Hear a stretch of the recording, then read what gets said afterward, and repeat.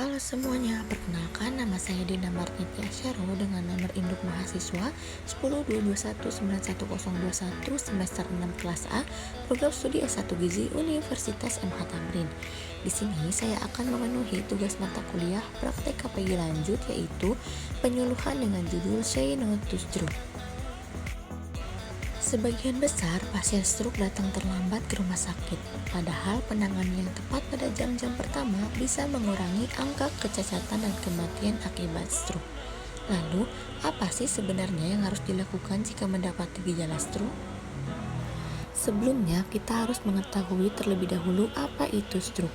Stroke atau penyakit peredaran darah otak adalah kerusakan pada bagian otak yang terjadi bila pembuluh darah yang membawa oksigen dan zat-zat gizi ke bagian otak tersumbat atau pecah.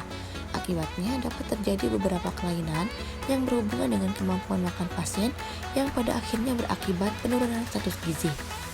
Lalu, apa tujuannya diberikan diet stroke? Yang pertama, memberikan makanan secukupnya untuk memenuhi kebutuhan gizi pasien dengan memperhatikan keadaan dan komplikasi penyakit.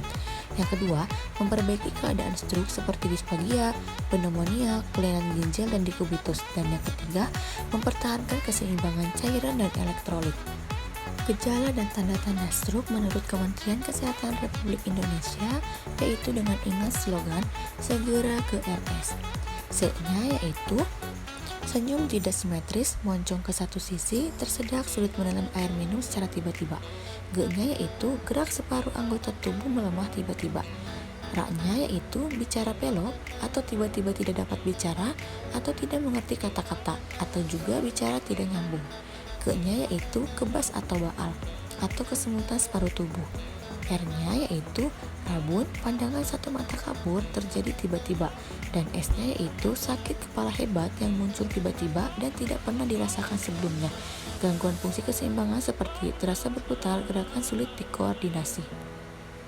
Lalu, apa saja pencegahan penyakit stroke? Yang pertama, merubah pola makan. Yang kedua, olahraga secara rutin. Yang ketiga, mengontrol berat badan. Yang keempat, berhenti merokok. Yang kelima, menghindari alkohol. Dan yang keenam, mengontrol tekanan darah. Untuk makanan yang dianjurkan dari bahan makanan yang mengandung lemak tak jenuh, yaitu minyak yang berasal dari tumbuh-tumbuhan seperti minyak kacang tanah, minyak sawit, minyak jagung, minyak kedelai, dan margarin. Dari makanan sumber karbohidratnya ada nasi tim, roti, gandum, makaroni, pasta, kentang, ubi, havermut, dan sereal. Dan untuk makanan yang mengandung proteinnya ada tempe, tahu, oncom, kacang-kacangan, daging tak berlemak, ayam tanpa kulit, dan ikan. Selanjutnya yaitu ada sayuran yang tidak menimbulkan gas seperti bayam, buncis, labu kuning, labu siam, wortel, toge, tomat, dan kacang panjang. Dan makanan yang tidak berlemak dan menggunakan santan encer. Makanan yang ditumis lebih dianjurkan daripada makanan yang digoreng. Untuk makanan yang dibatasi sumber karbohidrat ada mie, ketan, kue-kue, cake, biskuit, dan pastries. Protein hewaninya ada daging, ayam, bebek, dan udang. Untuk sayuran yang mengandung gas ada kol, sawi, nangka muda, dan lobak. Buah-buahan yang mengandung alkohol seperti nangka tua, anggur, nanas, durian, dan teh kental, tape, dan kopi. Dan untuk makanan yang dihindarinya ada bahan makanan yang mengandung lemak jenuh seperti lemak sapi, babi, kambing, susu full cream, krim, keju, mentega, minyak kelapa, santan kental, dan mayones. Dan daging berlemak dan jeroan yaitu ada sapi, kambing, babi, otak, limpa, ginjal, hati, kuning telur, ham, sosis, babat, dan usus. Dan minuman yang mengandung soda dan alkohol seperti arak, bir, dan soft drink. Untuk itu, yuk semuanya say no to stroke.